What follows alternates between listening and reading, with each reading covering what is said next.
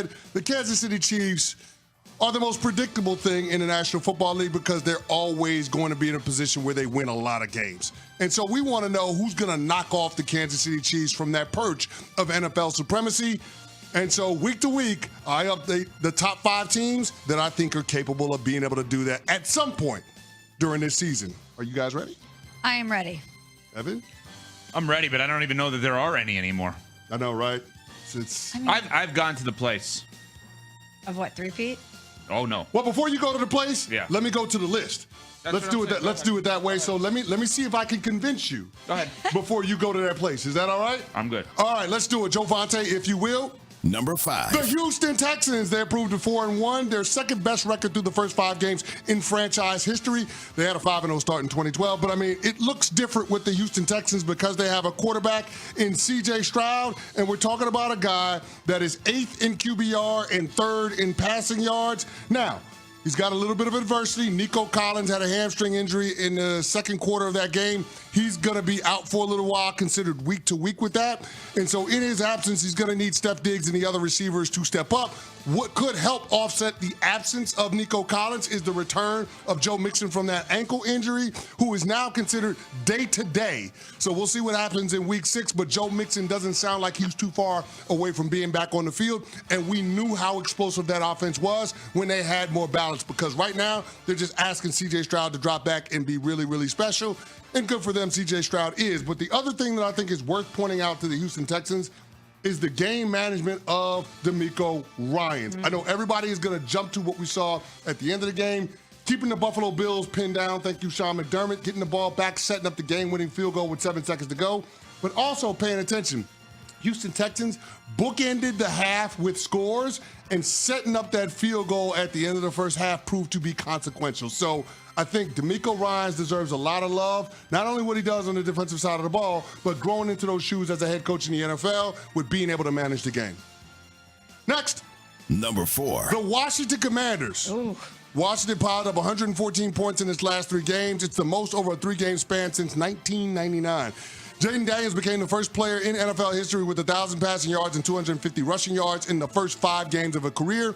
The Commanders have rushed for 13 touchdowns this season, tied with the 1975 Dolphins for the most through 5 games since the Super Bowl era began in 1966. The Commanders have the number 1 offense in points per game, offensive efficiency, offensive EPA, and Jaden Daniels has skipped the Rookie of the Year talk and went straight to the MVP odds with a 14-1 odds to win the award. So, guys, I got to ask the question, is it too soon to consider Jaden Daniels as an MVP candidate? I don't think it's too soon. Based on what we're seeing from him, yes, he's a rookie, but the numbers are the numbers. The performances are the performances. And if he goes into Baltimore and wins that game, and he's the reason why, that conversation is only going to ratchet up. No doubt. They are this year's version of last year's Houston Texans. We had the same conversation. When did Stroud graduate from Rookie of the Year to MVP? Yeah. The answer is never, but we'll talk about it all year. And that's the biggest compliment we can give Jaden Daniels, is that he's going to be in that conversation. No doubt. Next. Number 3. The Baltimore Ravens. Listen, after Sunday's win, I don't want to hear any talk about, well, if you get up on the Baltimore Ravens, then you got them. I don't think the Lamar Jackson can throw you back into the game. Well, guys, that's exactly what he did. Lamar Jackson was down double digits in the fourth quarter on the road with less than 6 minutes to go and found a way to engineer a comeback and ultimately a win in overtime. So I think that's impressive. After starting the season losing the first 2 games, the Baltimore Ravens have reeled off 3 straight wins, and they've outrushed their opponents by at least 100 yards in all 5 games. That's the longest streak by any team to start a season since 1933, when yardage was first tracked. The Baltimore Ravens have 38 straight games in which they rushed the ball for over 100 yards. It's an NFL record. This is a dominant team. This is a physical team. The biggest concern that I have is the Baltimore Ravens defense. They can't consistently put pressure on the quarterback, and as a result, their defensive coordinator, first-year guy calling plays on the defense, Zach Orr, is having some trouble being able to win the chess match with opposing OCs and quarterbacks. That's something that they've got to figure out. I don't know if they have the personnel to do it. A player that the Baltimore Ravens could benefit from having is Jets holdout Hassan Reddick. I think that is a match made in heaven because Hassan Reddick feels like a Raven.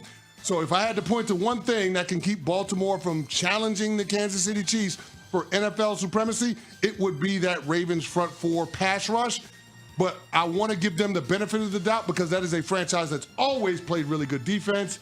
They've underwhelmed so far through 5 games, but I got to believe that Zach Orr will get better as the season goes on, and that defense will form an identity as we get into the later months. Where does Derrick Henry rank in the best offseason acquisitions? This year? It's got to be right there at the top, right? I don't know that there's one that's better. So think about the team that they had last year. They add to a strength, and they add that guy. I don't know why this guy's coming to mind. You know which one I love? Darnell Mooney for the Falcons has been a great one. He's been great. Yes. But yeah, but not Derrick. No, I know. Derrick Henry closed the game. Yeah. Adding King Henry to that Ravens team feels unfair. For the Falcons too. Yeah. Yeah, Kirk Cousins too. Good one. All right, next. Number 2. The Detroit Lions. Detroit Lions, stand up. Javante, how we feeling right now? I know you're coming off of a bye week. You won a shootout against the Seattle Seahawks a couple of weeks ago. The biggest issue for the Detroit Lions is their secondary. Now, they're going to get better as the season goes on, but they gave up 38 first downs and over 500 yards to Geno Smith and the Seattle Seahawks. That is not sustainable in terms of having to win games that way. But I do like the physical traits of the Detroit Lions, their run game, and then, of course, Jared Goff in the Monday night game was a perfect 18 for 18. But it starts by being able to set the table with that big physical offensive line and arguably the best running back tandem in all of football in David Montgomery and Jahmyr Gibbs. They have taken on the identity of their head coach in Dan Campbell. How long have we talked about the moribund culture in Detroit? Well, that has now shifted over the last couple of years, and now there's a reason to believe that they have the opportunity to have sustained success. To me, this is the most complete team in the NFC, and I get it.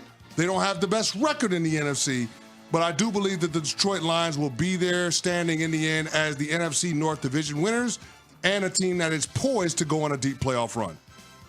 Don't love to hear that as a Packers fan, that you think that eventually they're going to win the division and go on a deep playoff run.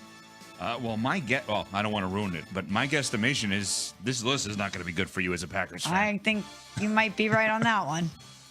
Next. Number 1. It's the Minnesota Vikings. So 2 NFC North teams, Great. no Packers. Great. I mean, Smalls, you got to admit the Minnesota Vikings have the best defense in the NFL right now. Without a doubt. Brian Flores has that defense schemed up. They are playing out of their minds. Okay, so the Minnesota Vikings defense, they're 4th in points per game, averaging 15.2 points per game. When it comes to defensive EPA, they're number 1. When it comes to defensive efficiency, they're number 1. They've got 20 sacks on the season and 13 takeaways. It is absolutely phenomenal what they're doing, putting quarterbacks in blenders. Nobody can figure it out. C.J. Stroud couldn't figure it out. Aaron Rodgers couldn't figure it out. Brock Purdy couldn't figure it out. It doesn't matter the quarterback that they face. No quarterback has answers when they're going up against B-Flow, and he is putting himself on a short list of coordinators. That should be in head coach consideration once we get to the season's end. The thing that does concern me about Minnesota is Sam Darnold turning back into a pumpkin, and we saw a little bit of that in the London game.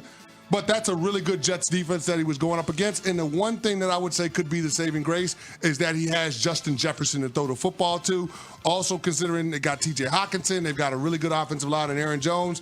This should be a team that can support Sam Darnold and get him to harness the best of what he has to offer in terms of physical abilities. But again, I think this is a team that is going to be in the playoff picture. I'm just not sure if they're going to win their division because it's going to be closely contested with the Minnesota Vikings. And the Green Bay Packers? The Green Bay Packers have the best quarterback. The Green Bay Packers arguably have the best coach in that division. Most proven over the last 5-6 years. Yeah. But so, Kevin O'Connell is coach of the year this year. So usually when you have the best head coach and you have the best quarterback, you end up in a good place. I expect the Packers to be in the playoffs. I don't know if the Packers are going to win the division, but guess what? It doesn't matter if they don't because they got a quarterback that's proven he can go on the road and win a playoff game. Just punch your ticket. Just get in the tournament and anything could happen. So that's the list. We got the Minnesota Vikings, Detroit Lions, Baltimore Ravens, Washington Commanders, and Houston Texans. Smalls, you are my...